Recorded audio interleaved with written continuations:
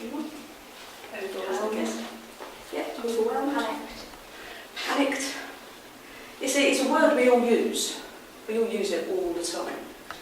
And we all think we all know what stress is because when each of us has experienced it, we've all experienced it in different ways.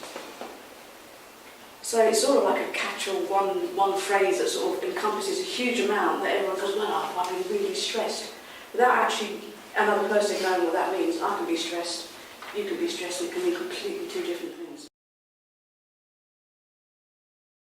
Oxford English Dictionary describes it as a state of mental or emotional strain or tension resulting from adverse or demanding circumstances. The adverse reaction people have to excessive pressure or demands placed on them is the body's natural response to a demanding situation. Stress is a condition or feeling experienced when a person feels or perceives that the demands exceed the personal and social resources the individual is able to mobilise. Stress has become the most common cause of long-term sickness.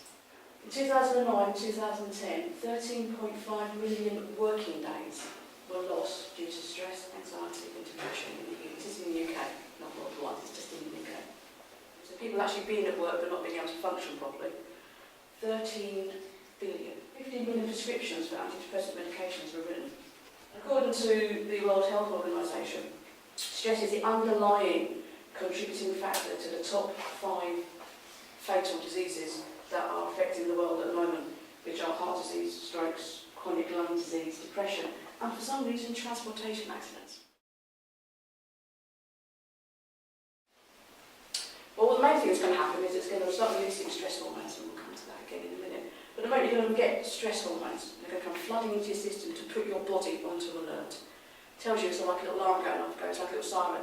We're stressed, we need to do something about this.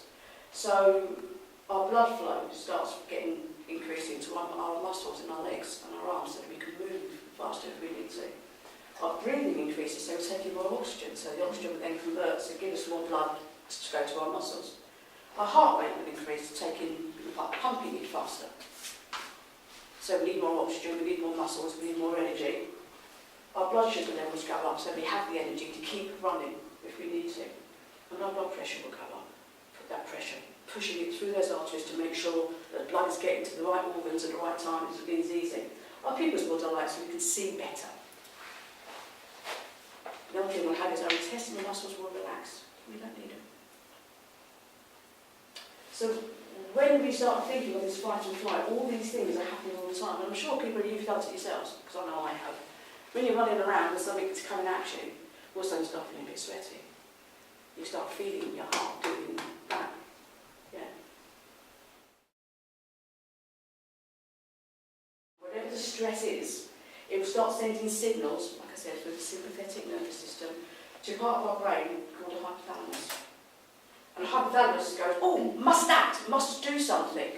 And what that does is there's another gland in the brain called the pituitary, which will go, okay, release the hormones. Someone's like opening the floodgates. Release the hormones. And it tells the adrenal glands, which sit on our kidneys.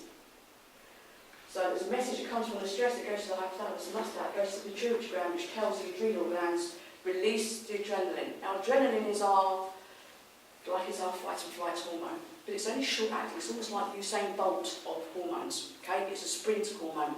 Doesn't go well lasting for a long period of time. It's supposed to, in our ancestral days, fight the saber-toothed tiger. Once that was over and finished, we were supposed to come back to normal.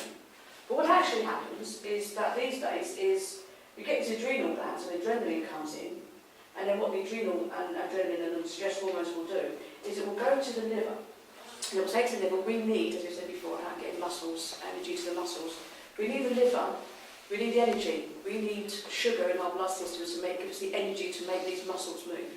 So what the liver does, it converts the energy to something called glycogen, which is the sugar we need to be able to make everything move. And then they reduce the glycogen into little blood cells. And the blood cells run around with all this sugar in it, giving us all this energy that we can then, oxygen we bring breathing in faster, and then we can run faster and we can do with it. And then what happens is, sugar in blood cells isn't good, it gets sticky and it makes the blood cells not very work as well as they could do. So then what happens is our pancreas has something which we call insulin, which I'm sure you've all heard about. Now what happens challenge with us, as a general population, is that we don't just face a saber-toothed tiger when we go, we killed it, we've eaten it, or we run away from it.